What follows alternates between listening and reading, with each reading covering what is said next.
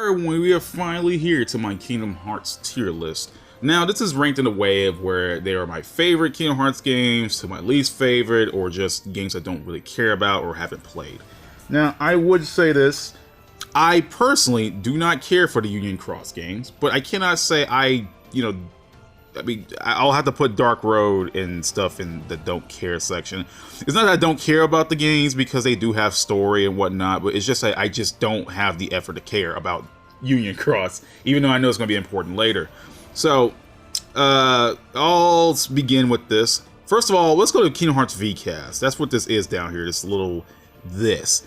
I haven't played VCast, and, oops, I'll put that down to haven't played. I haven't played VCast, and I haven't played Melody of Memory. So, those are already two games I haven't played yet. Oh my god, this thing is acting stupid. Anyway, I haven't played those games yet, so, there's that. So now we are to Dream Drop Distance. Now, Dream Drop Distance is a very controversial Kingdom Hearts game. It introduced time travel. The gameplay while it's fun and frantic, it can be easily completely broken by balloons, for Christ's sakes. I can't rank Dream Drop Distance that low. Honestly, I put it in B tier. So sole fact I put so many hours in the Dream Drop Distance, and even if the game can be broken, I still like playing it. Dream Drop Distance is a fun game. I remember buying it. That was like the first 3DS game I've ever bought, right? So I had a lot of fun memories with the game. I mean, granted, the story isn't so good, and they turned Sora even dumber than he should have been. But personally, to me, I like Dream Drop Distance playing it, at least. Seeing more of Riku is always good. Playing Riku again and seeing more of his side, how he interacts with the Disney characters, is a nice touch. I wish that every Kingdom Hearts game in the future does this sort of thing, where the one person that we don't have interacted really with the Disney characters, well, technically more, but I can't count Naminé, is Shion. Shion really doesn't, not Shion, I'm dumb. Kairi. No one have Kairi really interacting with a Disney character, so I hope to God we have Kairi in the future, but I'm getting off track here. Alright, so we're going to move on to Kingdom Hearts 2, because I don't know how to rank the ports to PS3, so I'll just ignore them for now until I rank the main games. So Kingdom Hearts 2, Kingdom Hearts 2 is a solid game. I don't even know what else to say. It's the game with the best gameplay. One of the best gameplay, because I'll get into the other one. I'll get into the other one in a minute. Kingdom Hearts 2 is just not only a really good playing game, but a narratively packed game. This was back then when Kingdom Hearts didn't go all over the place, even though it was kind of starting to go around this time. So it's a perfect start from you playing 1, Chain Memories, then 2. The game feels complete. That's one thing I can say about this game, is that it feels complete. The narrative through line from 1 to Chain Memories to 2 feels complete. It's like one arc is done. Actually, if Kingdom Hearts ended right there, I don't think it would have been, anything wackier, But yeah, not only it plays really well, the music's pretty well. I mean, this is Kingdom Hearts, I don't really have to say the music really well. I want to say Kingdom Hearts 2 has one of my least favorite soundtracks, for the sole fact that, most of the songs I like are nearly, just like the cutscene music, and the actual battle music. Disney World themes were never really my favorite songs ever, but Kingdom Hearts 2 still has a great damn soundtrack. A lot of cool bosses. It's a product of its time, I feel like Kingdom Hearts 2 is the most timeless of Kingdom Hearts games. It's the most timeless. You can play it forever and still enjoy it, because the game was so ahead of its time that it's still good even to this day. The game came out in 2005. And over 16 years now. Nearly 16 years later, it's still a good game. Oh, man. Okay, so Kingdom Hearts 1. Ooh, this is tough. I will put Kingdom Hearts 1 in the B section. Now, Kingdom Hearts 1, I can't say is a game that is aged well. It's not a bad game. You can still play it. And it still has, more technical things than any other Kingdom Hearts game has, including 2, for Christ's sakes. There's also the tech points where you can just, block attacks and gain advantages off of that. You're a lot stiffer than you usually are, but I feel like the game was really well done in its first outing. I can't say Kingdom Hearts 1 it's a game that cannot be played. It can be played. Plus, it's a game was most narratively packed. From beginning to end, the game can work pretty well. I mean, granted, there's still some stuff left off. How Sora and Kairi get separated. Riku and Mickey get stuck in the realm of darkness. There's some stuff that leads into the next game, but Kingdom Hearts 1 felt like if they were just going to do one Kingdom Hearts game, this would be it. And, you know, it's a fun game to play, you know? I mean, granted, things have not aged pretty well, but it's still a fun game to play, and it's still nice to see how Kingdom Hearts really started before, you know, just go way off the rails and go all over the place with its craziness. But I like Kingdom Hearts 1. I really do. I might play it again because there's this goddamn trophy that requires you to beat the game in 15 hours, and I still have yet to get it. I'm too afraid to play a game for a short amount of time and then lose at the very end. Ugh. But anyway, yeah, Kingdom Hearts 1. So now we move to Kingdom Hearts Recoded. Again, another controversial game that people say that doesn't matter. Now, I can't say Recoded is my favorite game, but I can't say it's a bad game. I personally believe it's the best of the DS Kingdom Hearts games, for the sole fact that the movement options are pretty good. I mean, granted, you know, some of the platforming isn't so decent, but the options there. You get your command list, your command deck list thing, where you're much more mobile than you were in 358. And, you know, there's more shit to essentially do in this game without having to redo it. You don't have to. And I like the different change up of gameplay options. One world, in Olympus Coliseum, you could literally be in a turn-based game. Oh shit, you're in Wonderland. Okay, you gotta fight a boss on rails. You know, shit like that. I like the change of gameplay, even if I'm not a fan. You know, some people aren't fans of it. I like it because it makes the game feel, you know, more varied than the other Kingdom Hearts games were, you know? It makes it feel a lot more unique compared to the other Kingdom Hearts games. And yeah, granted, the story literally does not matter. I mean, you know, I can't say it doesn't matter. It has points, but in the grand scheme of things, it doesn't matter unless they're going to go something crazy with it. It's like, oh shit, we're going to tell you about the Recoded. But, as I'm saying, but yeah, it's just the story itself people are not fans, because essentially the story doesn't matter. It's kind of like just a filler arc, you know? If Kingdom Hearts would ever have a filler arc, it would be Recoded.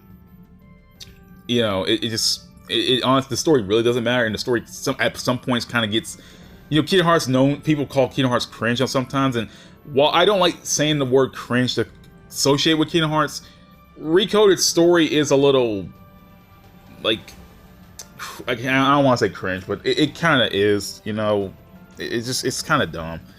Alright, now we are on to 358 over 2 days. Now, keep in mind, this does not mean I just don't like Jump Distance. Jump Distance, my bad. It doesn't mean I don't like 358. Okay, I still play it. I still play that game to death when I was younger. And I probably still would today. But it's just, well, I like the characters. I like the story. I like just the journey of Roxas in general through this game. Because playing it again a second time, it really makes you think a bit, you know, about, you know, how the organization is just literally a bunch of assholes, or how, like, you know, Shion and Roxas kind of have to struggle with their own identities, and Axel trying to keep it all together. But it's the gameplay, man.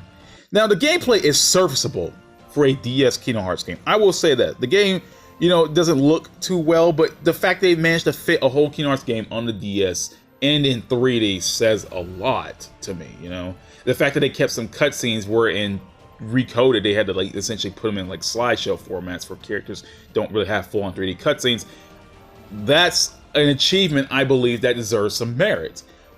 But the movement options aren't very good. You are extremely limited to what you can do because of the panel system. The camera is atrocious, and there's a lot of things that hold you back from really enjoying 358 gameplay wise. I would be okay with the mission system if the gameplay didn't hold me back. Hell, there's like, even some of the keyblade options aren't really helpful because you don't really get that many combos in the game because all your buttons are being used for something else. I do not like the way they handle magic. Again, with the panel system, I do not like how they handle magic, dude. Magic is so pointless to use in this game. If you want just straight up magic, Cure is the best option because, you know, you have like double cast and triple cast and all that shit, but you can't really get any use for it because you have limited slot space, and those slot panels get really big. So you want to focus on all attack, boom, there you go. You want to focus on all magic, boom, there you go. But you're still limited in one of those areas because not only you have attack options, you have magic options, you have a bunch of other options, equipment. You still gotta handle your item management, and it's a hassle. You know, I didn't have a problem with the panel system at first, but the more I thought about it, the worse things got, and then you're so limited at what you can do, and that's constant the entire game. Even when you have all the panels unlocked, you're still limited. And don't even get me started on how they handle some of the spells. Like, I like how some of the spells have different effects, but Cura is just like a regen, and Curaga is like an area heal, but it doesn't work the same way as a regular cure. Like, regular cure can be leveled up, and then you can, like, you know, have stacks of cure. And then Cura is like, okay, Cura is like a regen, and Curaga is a team heal. So, like, you know, they change the spells to work different ways. And the sad thing about it is the higher level spells really don't matter, because you'll be sticking to the lower level spells because A, they take less, B, they take less, and B, they don't they don't have different effects. They go straight ahead and do their same shit. All the other high level spells are the worst.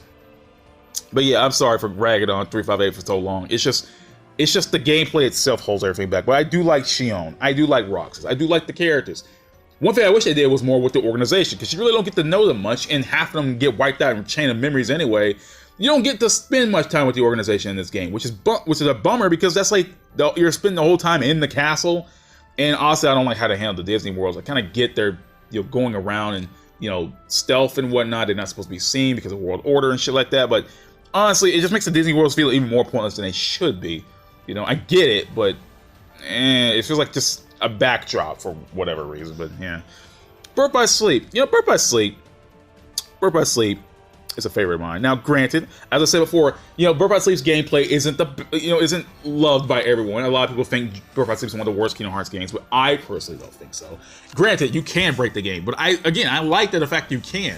I like all the customization options. I guess you can't call them customization options, but the fact you can wield so many spells, right? So many spells, so many abilities. It's so fun. That's the one thing I like this over Dream Up Distance. This is one thing I forgot to mention about Dream Up Distance. Dream Up Distance, I hate how they handle abilities. I hate the Dream Eater system.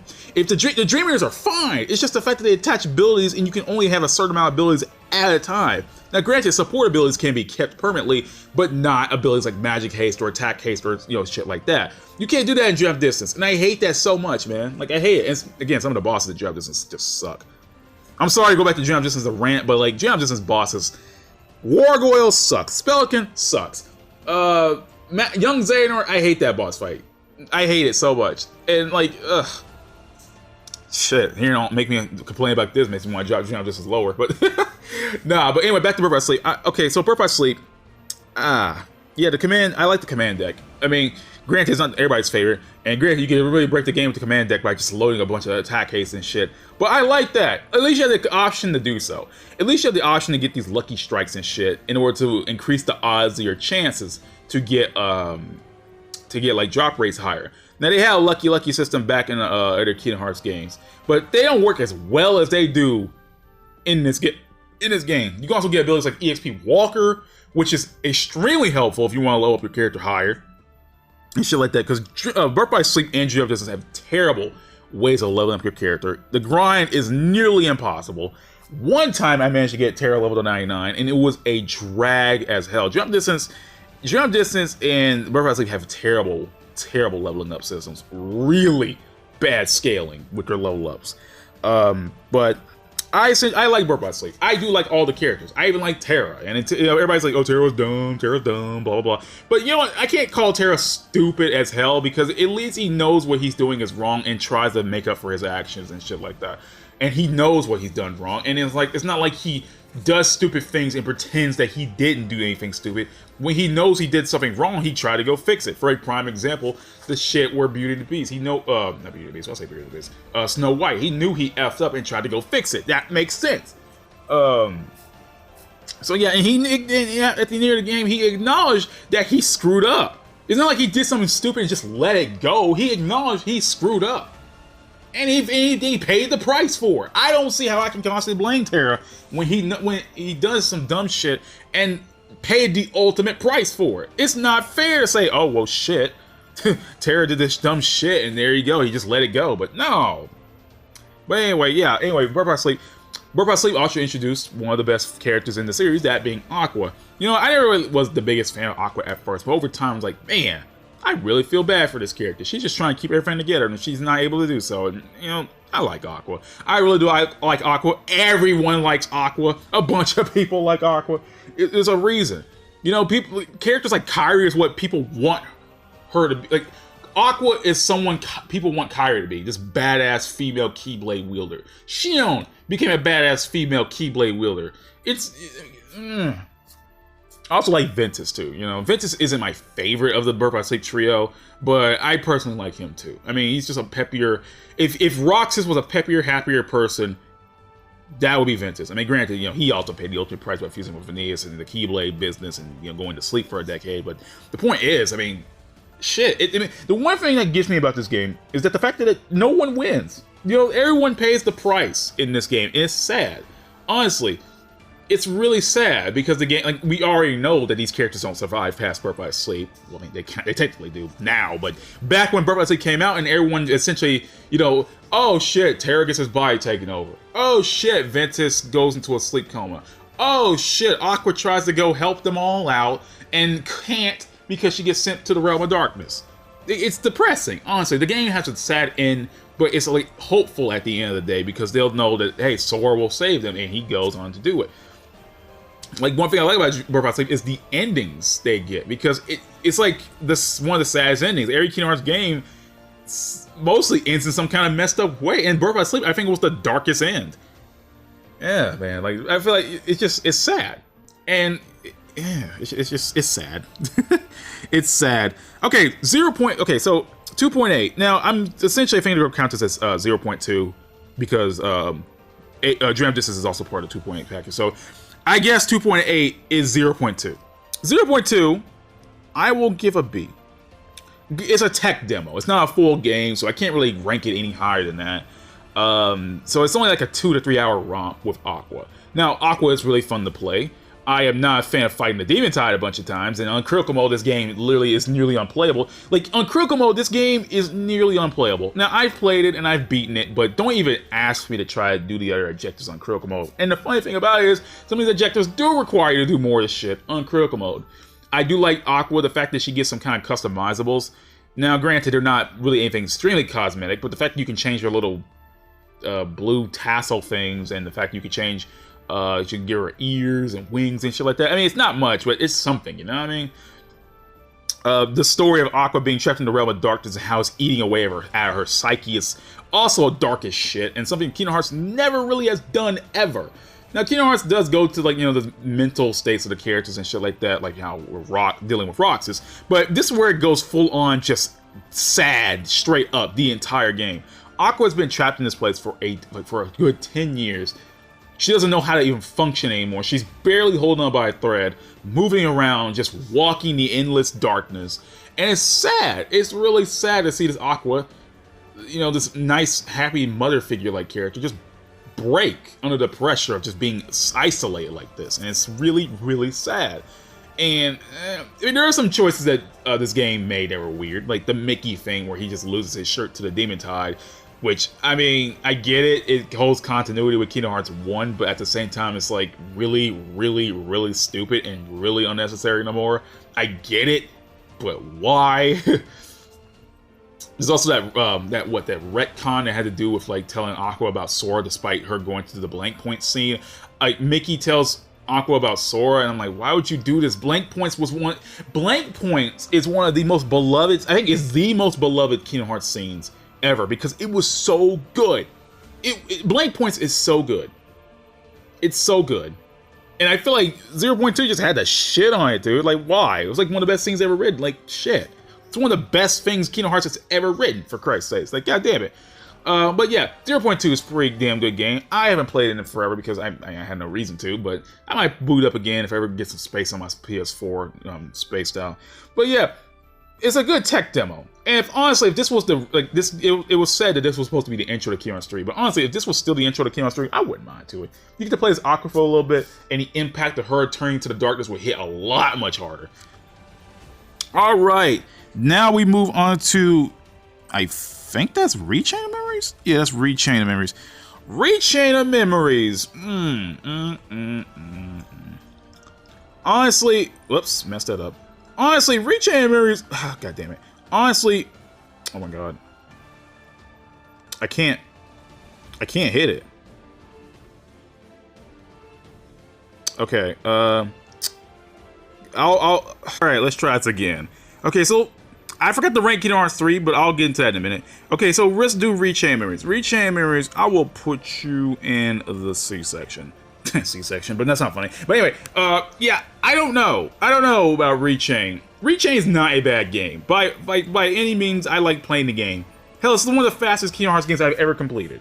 But I mean, I like the card system and ways it works. It's just I don't like being stuck with like, you know, that's my only method of attack, because there are some boss fights where I just straight up run out of cards, and trying to fight the boss back becomes just a struggle of using one card repeatedly again and again just to do some kind of damage to him. There are some moments where boss fights just literally screw you over because of the card system, and I feel like some of those bosses weren't balanced around the card system. I mean, Kingdom Hearts, don't even try to ask Kingdom Hearts about balancing, because, you know, some people are like, oh, well, shit, Robot Sleep bosses aren't balanced, Beyond Distance bosses are balanced. And yeah, I can understand that, but, like, damn, it hits really hard in Rechain. Like, there's some straight up boss fights that you just have to struggle with. Like, for example, Trickmaster. The goddamn table part, and then, like, the fact that at that point to fight Trickmaster, especially if you want to fight on dire difficulties, you don't have really the best deck and the best cards to work with it. So what you want to do is summon the table, jump onto it, the table disappears after a while, do barely any hits to Trickmaster before you have to do the whole shit all over again. Stuff like that. You know, some of these bosses weren't designed around the card deck, and it just sucks. But one thing I do like about Rechain is that, like, you know, you get the story itself. Sora progressively getting angrier and more pissed off as he goes further into the castle is pretty nice.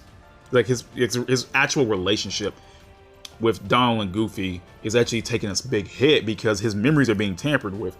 Learning about Nominate was pretty cool for the first time, and, you know, all the organization members, if you meet them for the first time, you're wondering what the hell they're up to. You know, what's their motives? You know, why are they doing the things they do?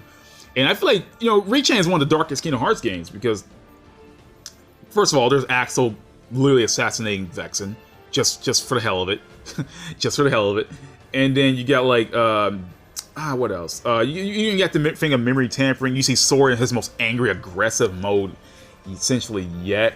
The dude is slowly losing himself as he climbs up the tower. You got Riku dealing with his own business with Ansem and his own replica. You know, it's some dark shit out there, and it's, damn, dude.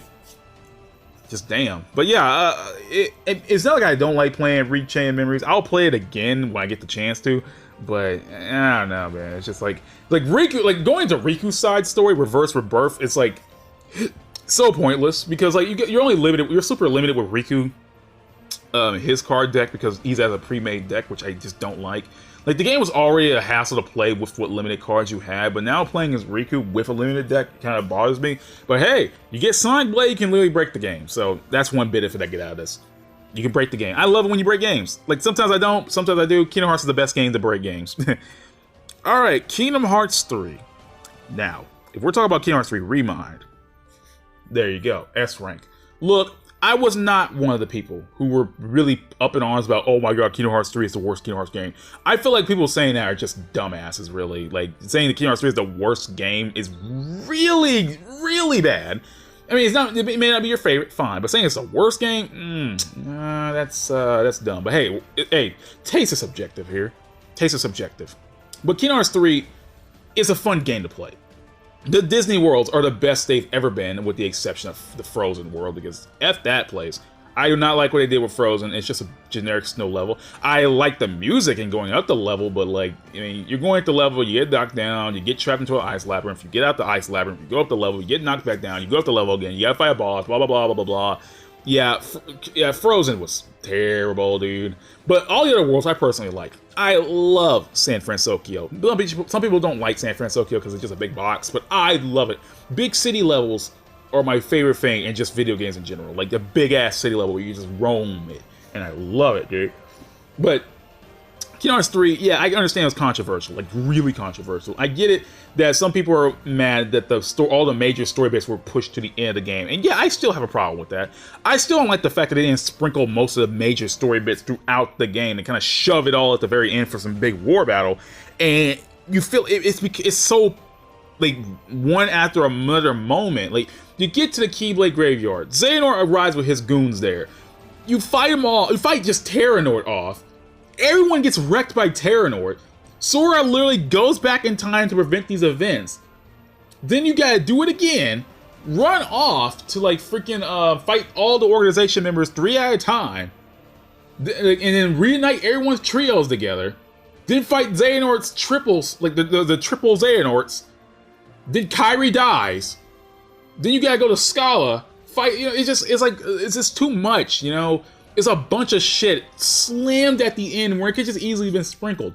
You barely see the organization members throughout the game, and when you do, they're not they do things, but they're not a direct force, you know? They're not a direct force for you to fight like they were in Kingdom Hearts 2. Hey, freaking Zaldin. Let's say Zaldin. He appears in the Beast Castle. He actually did something in that world that affected, like, you know, you fight Zaldin at the end. Now, granted, I ain't saying these characters haven't done anything in these worlds. For example, Luxor in the Caribbean world. He did something. But you don't fight him at all. You know, it's weird, you know? Like, you figure, like, why? Like, I get they were trying to shove it all to the end, but, like, you couldn't just fight him a little bit? You know, fight him in the middle or something? I don't know. We've met these characters. I don't see why a fight couldn't have happened. You already set up fights with 3 at once. I don't see why you just couldn't do it all at once, but, you know, whatever. But, hey, you know what? They made up a bit in Remind. Now, it's sad that Remind is $30. I am not a fan of the fact that it's $30 to get all this shit. I'm not a fan of that at all. It gives you a lot of content, but I still don't believe it's worth $30. 20, yes. 30, no. You may say that $10 difference ain't much, but it's much, man. It adds to content. I like the fact that you get the options to have Oblivion and Oathkeeper through an update. I like the fact that your movement options are a lot faster through the free update, so you can play the game you want, and New Game Plus too. I like that. Kingdom Hearts games need a New Game Plus where you can use all your Keyblades again. That's really cool, because I can go through the whole game again and use Oblivion Oathkeeper and be the sickest shit ever. But yeah, Remind doesn't add too much to warrant $30. Now, granted, they add all the boss fights. They add the Azor, which is pretty cool. They add the Easy Pass, Fast Pass thing, which, funny enough, you can just do the game on Easy Pass where you can kill all the enemies in one hit, and then literally just unlock the Oblivion Keyblade that way, which is so funny to me. If you have to beat the whole game on Critical to unlock the Oblivion, but shit. But yeah, what was I saying before? Yeah, 3 Remind really changed the game. 3 Remind, people loved Remind. You can explore Scala for once now, which is pretty good. Scala Asylum is a nice place to explore, and I love it. You can play as other characters. You can play as Riku. You can always play as Aqua, and you can play as ARCSYS, and then play as Kairi, and Kairi has one of the best movesets. Granted, I can never beat Xehanort as Kairi. I try, but I'll give it a chance one day to actually finish Xehanort off with Kairi. But the point is, it's just, I don't know, man. Like, it's just, I get why, but I can't rank Kingdom Hearts 3 lower than an S. I already liked the game coming out. I did have some issues, like, for example, the Xehanort redemption. Now, I can't say the Xehanort was really redeemed, per se, because it's not like everyone else is talking his praises or some shit like that, you know? Xehanort was only, essentially, just, quote-unquote, redeemed by ARCSYS, you know? Because, like, ARCSYS is like, you know, checkmate, you lost, dude, just give it up. It's not like Sora's like, you know what? Maybe Xehanort wasn't bad after all. It wasn't like that. No, Sora didn't walk up to everyone and say, you know, Xehanort, he had some problems, but, you know, I think he was a real nice guy. No. And Xehanort's plans were heinous. They tried to make it seem like he was trying to do it for heroic reasons, but, like, no one redeemed him. But yeah, I feel like him slightly changing his modes at the very end was a bad call on Nomura's part. I don't know why Nomura would do such a thing, but whatever.